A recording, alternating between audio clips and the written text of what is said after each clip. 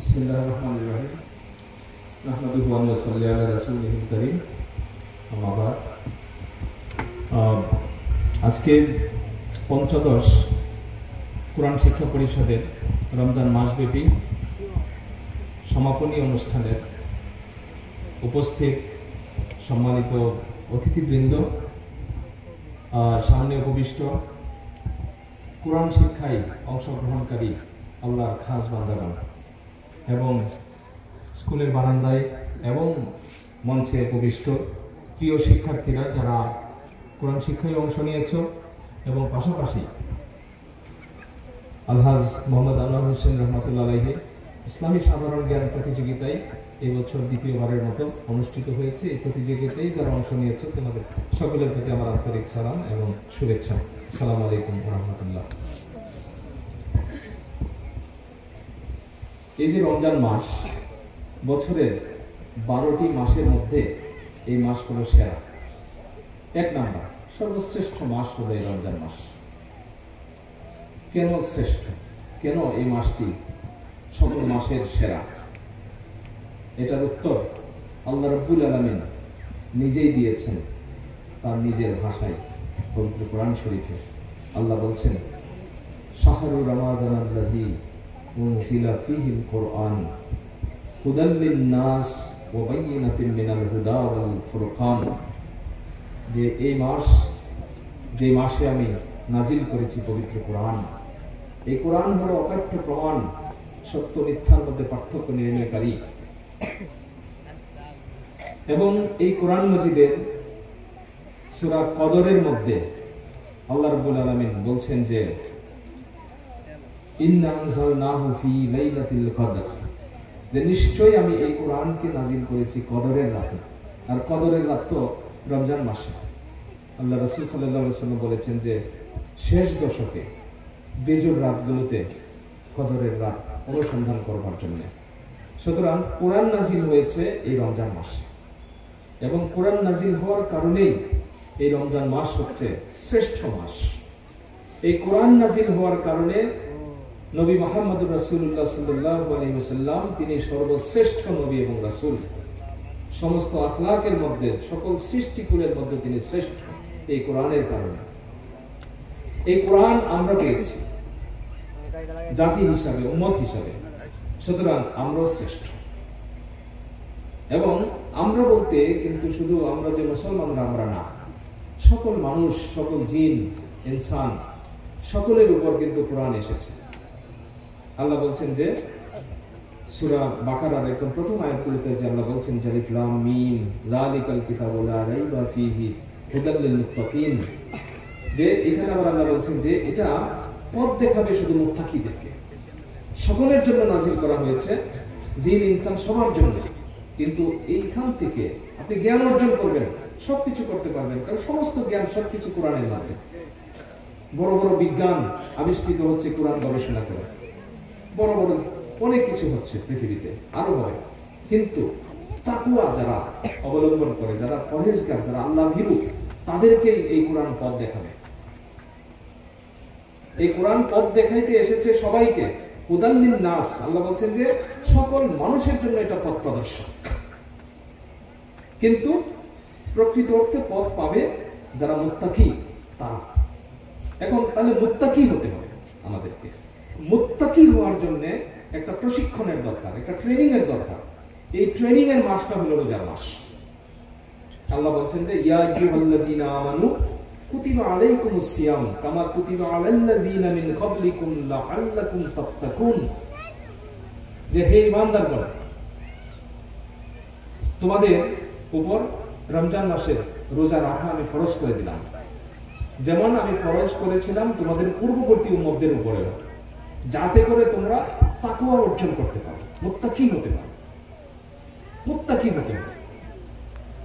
আর এই যে মুত্তাকি, তাকওয়া, এটা যার মধ্যে থাকবে, আল্লাহ বলছেন যে ইন্না আকরামাকুম ইনদাল্লাহি আতকাকুম, নিশ্চয় আমার কাছে সেই ব্যক্তি সবচেয়ে বেশি সম্মানিত যার মধ্যে তাকওয়া আছে, যার মধ্যে আল্লাহ ভীরুতা আছে, পরহেজগার যিনি, সেই ব্যক্তি আমার কাছে সবচেয়ে সম্মানিত। আল্লাহর কাছে সম্মানিত হওয়ার জন্য ধন সম্পদের দরকার নাই, ক্ষমতার দরকার নাই, কিচ্ছু দরকার, আল্লাহ কোনো কিছুই দেখবেন না। আল্লাহ দেখবেন যে কার মধ্যে তাকওয়া আছে। এবং এই তাকওয়ার কারণে হযরত বিলাল রাদিয়াল্লাহু তাআলা আনহু একজন হাবশী গোলাম ছিলেন, নিগ্রো। সেই বিলাল রাদিয়াল্লাহু আনহুকে আল্লাহ রাব্বুল আলামিন সম্মানের কোন জায়গায় নিয়ে গেলেন। ইসলামের নবী করিম সাল্লাল্লাহু আলাইহি সাল্লামের হাত ধরে তিনি প্রথম মুয়াজ্জিন হলেন। কত বড় সম্মান! কি কারণে? তার চেহারার কারণে? তার কোনো ধন সম্পদ ছিল, কোনো ক্ষমতা ছিল? কিছুই না, কিন্তু তার মধ্যে ছিল তাকওয়া। তাকওয়া, এই তাকওয়া যার মধ্যে যত বেশি থাকবে সেই ব্যক্তি আল্লাহর কাছে তত বেশি সম্মানিত। সুতরাং সম্মানের জন্য আপনার অর্থের দরকার নেই, ক্ষমতার দরকার নেই, পদের দরকার নেই, কিছুই না। দেখেন, আল্লাহ সবার জন্য সমান সুযোগ করে দিয়েছেন। কিন্তু এমন না যে ধনীরা আগায় যাবে বা যার ক্ষমতা আছে তারা আল্লাহর কাছে তাড়াতাড়ি পৌঁছে যাবে না। তাকওয়া, সবাই তাকওয়া অর্জন করতে পারবে, সবার জন্য আল্লাহ সেই সুযোগটা করে দিয়েছেন। বিশেষ করে এই রোজার মাসে যে আল্লাহ বলছেন যে তোমরা রোজা রাখো, এমন ভাবে রোজা রাখো যাতে করে তোমরা মুত্তাকি হতে পারো। আর এই মুত্তাকিদেরকে পথ দেখাবে এই কোরআন। আর এই কোরআন নাযিল হয়েছে এই রোজার মাসে। এবং আল্লাহ রাসূল সাল্লাল্লাহু আলাইহি ওয়াসাল্লাম বলেছেন, খায়রুকুম মান তাআল্লামাল কুরআন ওয়া আল্লামাহু, তোমাদের মধ্যে সেই ব্যক্তি উত্তম যে নিজে কোরআন শিখে এবং অন্যদেরকে শেখায়।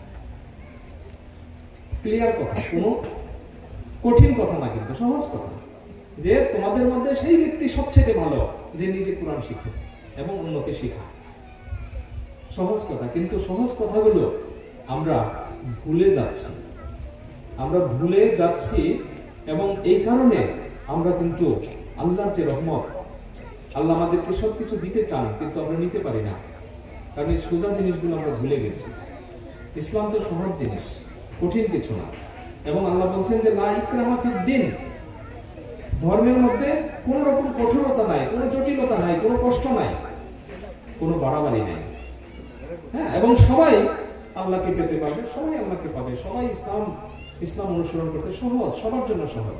এটা এমন না, অনেক ধর্ম আছে সবাই ধর্ম করতে পারে না, তাদেরকে লিমিট করে দেওয়া আছে, বাধা দেওয়া আছে, বলা আছে যে না, ধর্ম পালন করবে শুধু তারা, সবাই করতে পারবে না।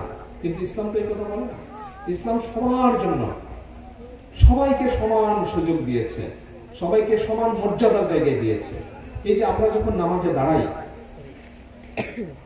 তখন এই যে কাতারের মধ্যে ধরেন বাদশাহ দাঁড়ায় না, পাশে কি একজন ফকির দাঁড়াবে না? অবশ্যই দাঁড়াবে, তাই না? তাহলে বাদশাহ ফকিরে এক শামিল করিলে যে জন, তিনি কে? আল্লাহ রাসূল সাল্লাল্লাহু আলাইহি ওয়াসাল্লাম। আল্লাহ হুকুম তিনি পৃথিবীতে এনেছেন যে মানুষের মধ্যে কোনো বৈষম্য থাকবে না, ধনী গরিব বলতে কোনো পার্থক্য থাকবে না, সবাই সমান, সবাই সমান, সবাই এক কাতারে দাঁড়াবে, সবাই এক লাইনে দাঁড়াবে। পৃথিবীতে আর কোনো ধর্ম, কোনো ব্যবস্থা, কোনো সমাজ এই সাম্য প্রতিষ্ঠা করে নেয়। এত সুন্দর ব্যবস্থা কোথাও নেই, একমাত্র ইসলামের মধ্যে আছে, সবাই সমান এখানে। কিন্তু সমানের মধ্যে আবার মর্যাদা কার বেশি হবে আল্লাহর কাছে? যার মধ্যে তাকওয়া আছে, যার মধ্যে পরহেজগারিতা আছে, তিনি হবেন আল্লাহর কাছে সবচেয়ে বেশি সম্মানিত। এখন আমরা পৃথিবীতে এসেছি, আমাদের ইচ্ছায় আসি নাই। পৃথিবী থেকে আমরা চলে যাব, সেটাও আমাদের ইচ্ছায় আমরা যেতে পারবো না। সবই আল্লাহর ইচ্ছায়, সবই আল্লাহর ইচ্ছায়। এই কারণে কেউ যখন ইন্তেকাল করে, আমরা তো দেখেন অনেক শব্দ কিন্তু আমরা নষ্ট করে ফেলেছি। শব্দটা ছিল ইন্তেকাল, কিন্তু এখন আমরা বলি মারা গেছে, মৃত্যুবরণ করেছে, এরকম। এই শব্দগুলো ঠিক না। ইন্তেকাল শব্দটা সঠিক শব্দ। কেন? ইন্তেকাল শব্দের অর্থ হলো এক জায়গা থেকে আরেক জায়গায় চলে যাওয়া, স্থানান্তর, ট্রান্সফার। আমরা এখন এখানে আছি, একটু পরে ওইখানে যাব। তাহলে পৃথিবীতে আমরা আছি, তারপরে আমরা কবর দেশে চলে যাব। এই যে স্থানান্তর হচ্ছে, ট্রান্সফার হচ্ছে, এটার নাম হলো ইন্তেকাল। কিন্তু এই শব্দগুলো যেটা আমরা ভুলে যাই, হৃদয়ের মধ্যে যেন না থাকে, সেই জন্য অনেক শত্রুরা এগুলো কাজ করে, শব্দগুলো সরাই ফেলে। যেমন কাজী, কাজী শব্দটি এক সময় ছিল কি, যারা বিচার করতেন, যারা বিচারক, মুসলিম শাসনামলে যারা বিচার ফাইসালা করতেন তাদেরকে বলা হতো কাজী। এখন কাজী শব্দটা আমরা কোথায় এনে ঠেকাইলাম? বিয়ার মধ্যে আমরা ঠেকাইছি। বিয়া পড়ে যে তাকে বলে কাজী, তার মানে কি কাবিনটা যে লেখে তাকে বলা হয় কাজী। কিন্তু তার মানে কি, আমাদের যে স্মরণীয় অতীত ছিল, যে যুগে মুসলিম শাসন ব্যবস্থা ছিল, খোলাফায়ে রাশিদিনের ব্যবস্থা ছিল, সুন্দর ব্যবস্থা ছিল, সেই যুগে বিচার ব্যবস্থা, বিচারক যারা ছিলেন তাদেরকে বলা হতো কাজী। সেই ইতিহাস যেন আমরা ভুলে যাই, সেই কারণে এই শব্দটি তারা পরিবর্তন করে ফেলেছে। আরেকটা শব্দ প্রায় বিলুপ্ত হয়ে গেছে, খলিফা। খলিফা, খলিফা শব্দটি আল্লাহ ব্যবহার করেছেন মানুষ সম্পর্কে। ওয়াইজ ক্বালা রাব্বুকা লিল মালাইকাতি ইন্নী জাইলুন ফিল আরদি খলিফা। যে তোমরা স্মরণ করো সেই সময়ের কথা, যখন আমি ফেরেশতাদেরকে ডেকে বললাম পৃথিবীতে আমি খলিফা পাঠাইতে চাই, পৃথিবীতে আমি খলিফা পাঠাইতে চাই। খলিফা কি? খলিফা মানে হলো প্রতিনিধি, প্রতিনিধি। তাহলে আমরা আল্লাহর প্রতিনিধি, আল্লাহ পৃথিবীতে আমাদেরকে পাঠিয়েছেন আল্লাহর প্রতিনিধি হিসাবে। তো আল্লাহর প্রতিনিধি হিসাবে আমরা পাঠিয়েছি, আমরা সবাই তাহলে খলিফা। এটা কে বলেছেন? এটা আল্লাহ বলেছেন যে সকল মানুষ হচ্ছে খলিফা। কিন্তু এখন আমরা এই শব্দটাকে কোথায় আমরা ব্যবহার করি? টেইলার, যারা কাপড় সেলাই করে তাদেরকে বলি খলিফা। আমাদের বেরতলাতেও খলিফা বাড়ি আছে, খলিফা। দেখেন শব্দ কোথা থেকে কোথায় চলে আসে। আল্লাহ বলেছেন যে তোমরা খলিফা, আমার খলিফা। এখন আমরা না, এটা আমাদের যারা শত্রু, যারা আমাদেরকে, আমাদের অতীতকে ভুলিয়ে দিতে চায়, যে আমরা যেন পেছন দিকে না তাকাই। কারণ আমাদের পেছনের ইতিহাস তো অনেক উজ্জ্বল ইতিহাস। আমাদের পেছনের ইতিহাস নবী রাসূলের ইতিহাস, সাহাবীগণের ইতিহাস, ওলিয়া উলিয়াগণের ইতিহাস, যারা পৃথিবীতে ন্যায় বিচার প্রতিষ্ঠা করে গেছেন তাদের ইতিহাস। সেই ইতিহাস যেন আমরা ভুলে যাই, সেই কারণে আমাদের কৃষ্টি সংস্কৃতি, আমাদের তাহাজিব তমদ্দুন, এগুলোকে ধ্বংস করে দেওয়া হয়েছে। কিন্তু আমরা কি ধ্বংস হতে চাই? আমরা তো ধ্বংস হতে চাই না। তাহলে আমাদেরকে আমাদের ইতিহাস জানতে হবে, আমাদেরকে চিনতে হবে। যে নিজেকে চিনতে পারে সে তার রবকে চিনতে পারে। এটা মুসলিম ফিলোসফাররা বলেছেন যে যারা নিজেকে চিনতে পারে তারা আল্লাহকেও চিনতে পারে। তাহলে আমি যদি আমাকে চিনতে পারি, তাহলে আমার পরিচয়টা আমি জানলাম যে আমি হচ্ছে আল্লাহর প্রতিনিধি, আল্লাহর খলিফা। এখন আল্লাহর খলিফা যদি আমি হই, আমি আল্লাহর খলিফা, তাহলে কি হবে? আল্লাহ যে হুকুম দিয়েছেন, আল্লাহ যে পবিত্র কোরআন দিয়েছেন, এর বাইরে তো আমি যেতে পারবো না। গেলে আল্লাহর সাথে তো সম্পর্ক থাকবে না। কিন্তু আল্লাহর সাথে সম্পর্ক না রেখে তো চলাও যাবে না। আমি যদি নাও চাই, আল্লাহ তো আমাকে ছেড়ে দিবেন না। আল্লাহ কিন্তু আমাকে লালন করেন, পালন করেন, সবকিছু করেন। আল্লাহ কেন করেন? কারণ আল্লাহ সৃষ্টি করেছেন আমাদেরকে, এবং আল্লাহ চান যে আমরা যেন তার কাছে আবার ফিরে আসি, তার কাছে যেন আমরা ফিরে আসি, যেন তওবা করি। আল্লাহ বলছেন যে তুবু ইলাল্লাহি ওয়া তাওবাতুন নাসুহা, যে তোমরা তওবা করো এবং সত্যিকারের তওবা করো। তোমরা তওবা করো, সত্যিকারের তওবা। তাহলে তওবার মধ্যে আবার ভেজাল আছে। হ্যাঁ, তওবাতুন নাসুহা করতে বলেছেন আল্লাহ। তওবাতুন নাসুহা বলা হয় আপনার মধ্যে তিনটা বিষয় যদি থাকে। তওবা মানে হলো, এক নাম্বার, যে খারাপ কাজটি আমি করছি সেই খারাপ কাজটি আমি আর করব না, আমি কাজটি বন্ধ করে দিলাম, একটা শর্ত। তারপরে হলো আমি অনুতপ্ত হইলাম, আল্লাহর কাছে আমি শর্মিন্দা হইলাম, লজ্জিত হইলাম যে আল্লাহ আমি তোমার খলিফা, খলিফা হিসেবে এই কাজটি করা আমার ঠিক হয়নি, আমি ভুল করে ফেলেছি, আমাকে মাফ করে দাও। আমি লজ্জিত হইলাম আল্লাহর কাছে। এরপরে আল্লাহকে বলতে হবে যে আল্লাহ আর কোনোদিন আমি এই খারাপ কাজ করব না। তাহলে বলা হবে এটার নাম হলো তাওবাতুন নাসুহা। তাইলে আল্লাহ বলছেন যে তুবু ইলাল্লাহি, তোমরা আল্লাহর কাছে তওবা করো, ওয়া তাওবাতুন নাসুহা, সত্যিকারের তওবা, বিশুদ্ধ তওবা করো। তো দেখুন, এই রমজান মাস এটা কোরআন নাজিলের মাস। এই কোরআন আল্লাহ আমাদেরকে দিয়েছেন। আল্লাহর সবচেয়ে বড় নিয়ামত হলো এই কোরআন। এই কোরআন যখন আমি পড়ি তখন আমি তো আল্লাহর সাথে কথা বলি। এই কোরআন তো কোনো মানুষের কথা না, এটা স্বয়ং আল্লাহর কথা। এই কারণে আল্লাহ বলছেন যে এটা ইন্না নাহনু নাযালনা যিকরা ওয়া ইন্না লাহু লাহাফিজুন, যে নিশ্চয় আমি এই কোরআন আমি নাজিল করেছি এবং আমি আল্লাহ নিজে এটার হেফাজত করব। পৃথিবীর কোন শক্তি এই কোরআনকে পরিবর্তন করতে পারবে না, কোন ধরনের চেঞ্জ করতে পারবে না, কিংবা এই কোরআনের মতো করে একটা ছোট্ট আয়াত, একটা ছোট্ট শব্দ লিখবার মতো ক্ষমতা কারণ নাই পৃথিবীতে। এটা আল্লাহ চ্যালেঞ্জ করেছেন, ইন্না নাহনু নাযালনা যিকরা ওয়া ইন্না লাহু লাহাফিজুন, যে নিশ্চয় আমি নিজেই কোরআন নাজিল করেছি এবং আমি নিজে এটাকে সংরক্ষণ করব। এই কোরআন যার কাছে আছে তার তো আর কোনো কিছু অভাব থাকার কথা না।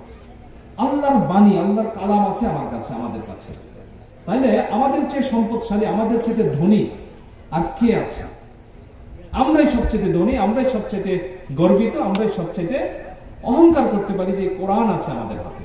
তো এই কোরআনকে এখন দেখেন, যারা বেকুব, বাপের যে বেকুব সন্তানকে সম্পদ দিয়ে গেলেও সে রাখতে পারে না, কিন্তু আরো ঝগড়াঝাটি বাবা, তাই না? এখন আমরা যদি বেকুব বোকামি করি তাহলে তো আমরা আরো বিপদে পড়বো। যে এত বড় সম্পদ আমাদের কাছে আছে, আমরা যেন বোকামি না করি। তার মানে কি? আমরা যেন কোরআন শরীফটা পড়ি, আমরা যেন কোরআন শরীফটা পড়ি, বুঝে বুঝে পড়ি এবং সেইভাবে যেন আমরা আমল করি। কোরআন অনুযায়ী আমার জীবন চলবে, কোরআন অনুযায়ী আমার সমাজ চলবে, সবকিছু চলবে কোরআন অনুযায়ী, এইটার জন্য আমরা বিশ্বাস করি। তো এইটার জন্য আমাদের প্রত্যেকের কিন্তু দায়িত্ব, আমি শিখবো, আরেকজনকে শিখাবো বা শেখার ব্যবস্থা করে দিব যাতে করে সবাই শিখতে পারে। এই মক্তবগুলো আমরা আবার যেন জাগিয়ে তুলতে পারি। পাড়ায় পাড়ায় যে মক্তবগুলো ছিল, গ্রামে গ্রামে যে মক্তবগুলো ছিল, সেগুলোর জন্য আবার আমরা জাগিয়ে তুলতে পারি। এইটা কিন্তু আমাদের সবাইকে চেষ্টা করতে হবে। পাশাপাশি ইসলামিক জ্ঞান অর্জন করতে হবে আমাদেরকে, যেটা আল্লাহ প্রথম যে কালাম আমাদেরকে দিয়েছেন, প্রথম বাণী, প্রথম আয়াত, যে ইকরা বিসমি রাব্বিকাল্লাযী খালাক, পড়ো তোমার রবের নামে যিনি তোমাকে সৃষ্টি করেছেন। পড়াশোনা করতে বলছেন আল্লাহ, জানতে বলেছেন, কিন্তু এমন পড়াশোনা করতে হবে যে পড়াশোনার সাথে রবের কানেকশন আছে, আল্লাহ রাব্বুল আলামিনের কানেকশন আছে, সেই পড়াশোনা করতে হবে আমাদেরকে। তাই এই পড়াশোনার জন্য, জানার জন্য, জানানোর জন্য আমরা আলহাজ মোহাম্মদ আনোয়ার হোসেন রহমতুল্লাহ আলাইহি ইসলামী সাধারণ জ্ঞান একটা প্রতিযোগিতার আয়োজন করে যাচ্ছি আমরা। এই প্রতিযোগিতায় যারা অংশ নিয়েছে, যারা পুরস্কার পাবে, সবার প্রতি আমার অনেক অনেক শুভেচ্ছা রইল। এবং এর অর্থ হলো, এই প্রতিযোগিতার মানে হলো যে শুধু প্রতিযোগিতার জন্য পড়াশোনা করা তা না, আমরা যেন বেশি করে কোরআন শরীফ পড়ি, হাদিস শরীফগুলো পড়ি, ইসলামী বইগুলোর জন্য আমরা বেশি করে পড়ি। এটা হলো মূল উদ্দেশ্য। তাইলে আপনারা যারা আছেন, আপনাদের সহযোগিতা নিয়েই কিন্তু আমাদের এই কাজগুলো চলছে। আপনাদের দোয়া, সহযোগিতা, এগুলো সব সময় আমাদের জন্য রাখবেন, কারণ আপনি যখন আমার জন্য দোয়া করবেন, আপনার জন্য দোয়া করবে আল্লাহ, আল্লাহর ফেরেশতারা নিজে। এবং দোয়া কবুলের কিন্তু কতগুলো শর্ত আছে। কোন দোয়া কবুল হয়? যে দোয়ার মধ্যে অন্যের জন্য দোয়া করা হয়, সেই দোয়া কবুল হয়। আরেকটা হাদিসে আছে, হযরত ওমর ফারুক রাদিয়াল্লাহু আনহু বলেছেন, কোন দোয়া কবুল হয় না, সকল দোয়া আসমান এবং জমিনের মাঝখানে ঝুলন্ত অবস্থায় থাকে, যতক্ষণ পর্যন্ত দরুদ শরীফ পড়া না হয়, ততক্ষণ পর্যন্ত কোনো দোয়া কবুল হয় না। তাহলে দোয়া কবুলের আরেকটা শর্ত হলো দরুদ শরীফ পড়া। ঠিক আছে? তাহলে এইভাবে দোয়া করলে আমরা তো দোয়া কবুল করতে প্রস্তুত। আল্লাহ বলছেন যে তোমরা আমার কাছে চাও, আমি দেওয়ার জন্য প্রস্তুত। তাহলে দোয়া করতে হবে, আপনারা আমাদের জন্য দোয়া করবেন, আমরা আপনাদের জন্য, সবাই মিলে সবার জন্য আমরা দোয়া করব। এবং ইসলাম, আমরা পৃথিবী থেকে চলে যাব। এই যে দেখেন, চোখ বন্ধ করলেই কিন্তু শেষ, পৃথিবীর জিন্দেগি শেষ, শুরু হয়ে যাবে অনন্তকাল। এইখানে আমি কি খেলাম, কি পাইলাম, কি পাইলাম না, এটা কোনোদিন কোনো চিন্তা করবেন না, বরং চিন্তা করতে হবে যে আল্লাহ হাসবুনাল্লাহ হাসবুনাল্লাহু ওয়া নি'মাল ওয়াকিল, নি'মাল মাওলা ওয়া নি'মান নাসির, তাওয়াক্কালতু আলাল্লাহ। কারো ভরসা করিস না তুই, এক আল্লাহর ভরসা কর। কারো, এটা আমাদের জাতীয় কবি কাজী নজরুল ইসলাম লিখেছেন যে কারো ভরসা করিস না তুই, এক আল্লাহর ভরসা কর। আল্লাহ ছাড়া কেউ নেই। সুতরাং আল্লাহ আমার প্রভু, ইসলাম আমার ধর্ম, মুহাম্মদ সাল্লাল্লাহু আলাইহি ওয়াসাল্লাম আমার নবী এবং রাসূল, এই বিশ্বাস আমরা ভিতরে রাখবো। আল্লাহর উপর ভরসা করে আমরা পরিশ্রম করবো, কিন্তু পরিশ্রম করতে হবে। আমার ছেলে মেয়েদেরকে আমি বলছি, পরিশ্রম করতে হবে, কারণ আল্লাহ সূরা বালাদের 4 নম্বর আয়াতে বলেছেন যে আমি মানুষকে শ্রম নির্ভর হিসাবে সৃষ্টি করেছি, শ্রমিক হিসাবে বানিয়েছি মানুষকে। মানুষ যত পরিশ্রম করবে তত সুস্থ থাকবে মানুষ। তাহলে আমাদের সবাইকে পরিশ্রম করতে হবে। আমি আর সময় বেশি নিচ্ছি না, ইফতারের সময় কাছাকাছি হয়ে যাচ্ছে।